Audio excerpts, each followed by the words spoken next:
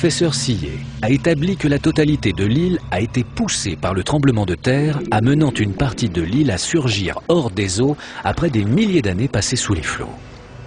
Le professeur et son équipe mesurent ces changements récents à l'aide d'instruments GPS qui rendent compte des mouvements de terrain.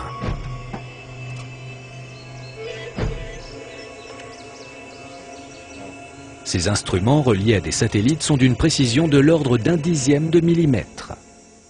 L'importance du travail de Kerry Sillet a été démontrée tout juste 3 mois après la catastrophe de 2004. Le 28 mars 2005, un nouveau tremblement de terre a engendré un nouveau tsunami qui a frappé Simeulue.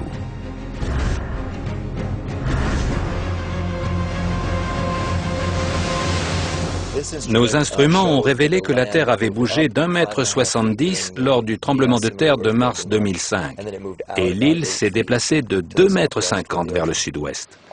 Ces mouvements récents sont comparables à ceux qui eurent lieu ici le jour du grand tsunami asiatique.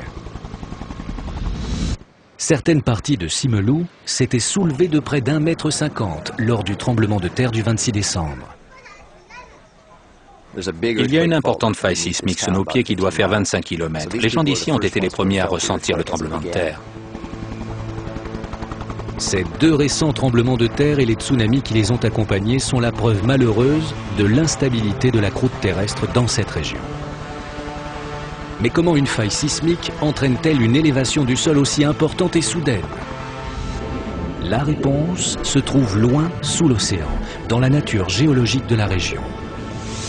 Dans cette partie du monde, plusieurs plaques tectoniques entrent en collision. Ces plaques sont en mouvement permanent. Ce sont de gigantesques navires de roche mus par des courants de convection venus des entrailles de la Terre. Mais le glissement entre ces 2 surfaces ne se fait pas sans heurts. On peut visualiser ce qui se passe en prenant une règle. Si vous la tenez d'une main, vous pouvez la tordre vers le bas, et quand vous la relâchez, elle rebondit vers le haut. La Terre agit de façon très similaire. Les équipements ultramodernes de Kerry Sillet permettent une lecture très précise des déplacements récents. Mais ils n'apportent aucune indication sur l'histoire sismologique de l'île. Par conséquent, le professeur Sillet et son équipe ont recours à une surprenante base de données, le récif corallien de l'île. Kerry Sillet pense que le corail poussé hors de l'eau par les tremblements de terre peut l'aider à comprendre l'histoire des séismes des siècles derniers. En milieu sous-marin, les coraux sont des organismes vivants, mais ils meurent une fois à l'air libre. La ligne de démarcation entre corail vivant et mort apparaît donc comme un parfait indicateur des fluctuations du niveau de l'eau.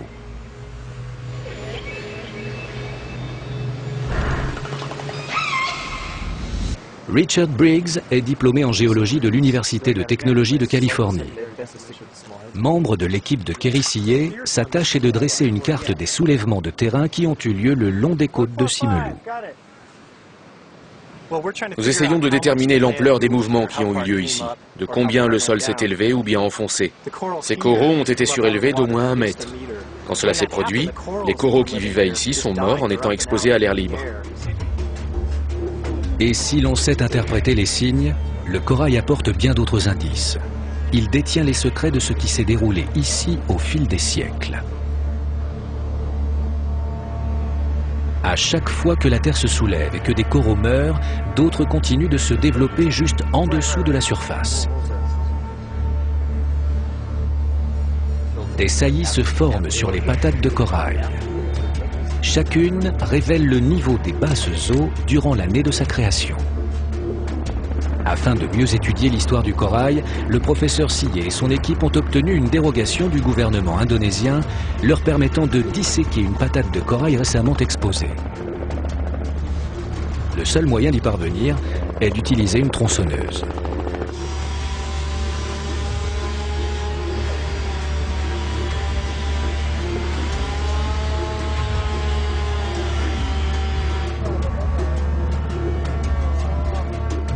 Le principe est le même que lorsqu'on découpe un tronc d'arbre pour compter ses cercles afin de connaître son âge.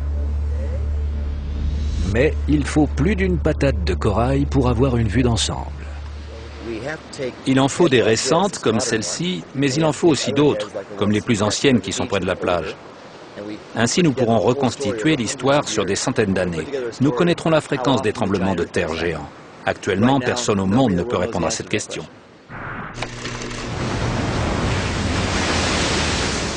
En s'intéressant au passé sismique de ces îles, le professeur Sillet découvrira à quels intervalles les grands tremblements de terre se sont produits. Cette chronologie l'aidera peut-être à anticiper ces tremblements de terre, ainsi que les tsunamis qui les accompagnent.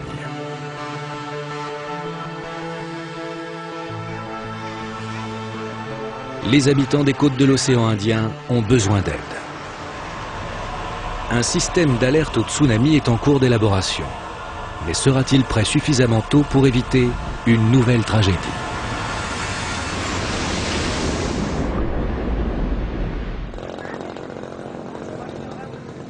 Certaines régions d'Asie mettront des années avant d'être totalement remises du tsunami de 2004. Mais tandis que la reconstruction est en cours, certains indices donnent à penser qu'un nouveau tremblement de terre géant pourrait bientôt frapper l'océan Indien. Scientifiques et gouvernements travaillent à l'installation d'un système d'alerte pour la région. Un tel dispositif pourrait sauver des milliers de vies lors d'un futur tsunami. Reste à savoir s'il sera prêt à temps et s'il sera efficace.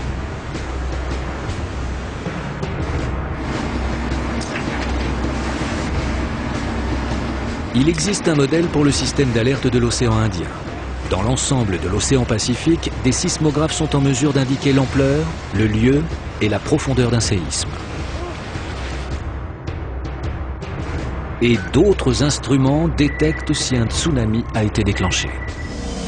Nous avons des jauges au fond des mers qui peuvent mesurer les vagues des tsunamis. Nous saurons combien d'énergie est propulsée dans une direction donnée. Le projet d'évaluation et de signalisation des tsunamis a ancré des enregistreurs de pression au fond de la mer. Ces appareils mesurent la pression de l'eau qui les recouvre et peuvent détecter un surplus d'eau charrié au-dessus d'eux par un tsunami. Ces instruments très sensibles sont capables de détecter un tsunami d'1 centimètre de hauteur. Les vagues causées par les bateaux ou des tempêtes n'entrent pas en ligne de compte. Elles ne sont pas assez profondes pour atteindre les capteurs. Si l'existence d'un tsunami est confirmée, tous les gouvernements des pays riverains du Pacifique sont alertés et des plans d'évacuation sont mis en action. Le docteur Charles McCreary dirige le centre d'alerte au tsunami du Pacifique. Il est également très impliqué dans l'élaboration du dispositif de surveillance de l'océan Indien. Nous avons la technologie pour mesurer les tsunamis qui se propagent en eau profonde. Ces informations peuvent permettre de prévoir avec précision où les vagues frapperont. Quand un séisme se produit avec un bon système de détection en haute mer, il est possible d'évaluer quelle sera l'ampleur du tsunami quand il atteindra le littoral. Il est évident qu'un système de détection des tsunamis pourrait sauver des vies dans l'océan Indien. Mais certains experts doutent que cette coûteuse solution technologique ait réponse à tout, en particulier quand les tremblements de terre surviennent près des côtes. Il y a eu de hauts cris pour qu'un système d'alerte soit mis en place, pour que ça ne se reproduise jamais et que les populations soient prévenues. Mais à présent, nous pouvons prendre du recul et nous dire, commençons par déterminer les endroits où des tsunamis ont le plus de chances de se produire. Il n'y a pas que dans l'océan Indien que des zones très peuplées vivent sous la menace d'un tsunami. Et dans les zones où les lignes de faille sont proches des côtes, un système d'alerte serait peu efficace, voire totalement inutile. Plus d'une centaine de villes de plus de 250 000 habitants sont situées à moins de 100 km d'importantes failles en activité. Qui sait sur qui ça va tomber?